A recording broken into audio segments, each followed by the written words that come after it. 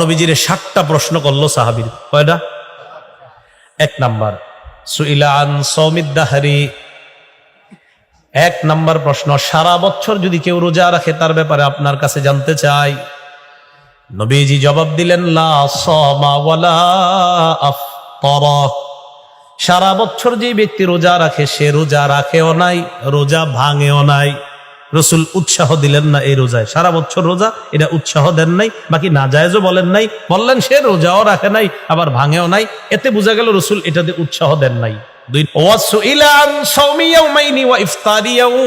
2 number প্রশ্ন, ইয়া রাসূলুল্লাহ, কেউ যদি 2টা রোজা রাখে 1 দিন গ্যাপ দেয় তার ব্যাপারে আপনার কাছে জানতে চাই। এর মানে মাসে 20টা রোজা 10 দিন গ্যাপ, 2 রোজা 1 দিন গ্যাপ, আবার 2 রোজা 1 দিন, তো মাসে কয়টা হয়? 20 রোজা 10 দিন গ্যাপ। এটা নবীজি জবাব দিলেন ওয়া ইউতিকু যালিকা, এটা কে পারবে, কার সাধ্য আছে এই রোজা রাখার? রসুল বুঝাইতে চাইলেন যে এটাও কষ্টকর, 2-1 জন রাখতে পারলেও এটা সবার জন্য কষ্টকর। এর মানে এই রোজায়ও রসুল উৎসাহ দিলেন না।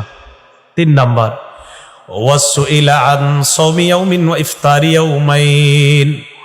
3 নাম্বার প্রশ্ন, ইয়া রাসূলুল্লাহ, কেউ যদি 1 দিন রোজা রাখে 2 দিন গ্যাপ দেয় তার ব্যাপারে আপনার কাছে জানতে চাই। এর মানে মাসে 10টা রোজা 20 দিন গ্যাপ, 1 দিন রোজা 2 দিন গ্যাপ, 1 দিন রোজা 2 দিন, তো মাসে কয়টা হয়? 10 রোজা 20 দিন।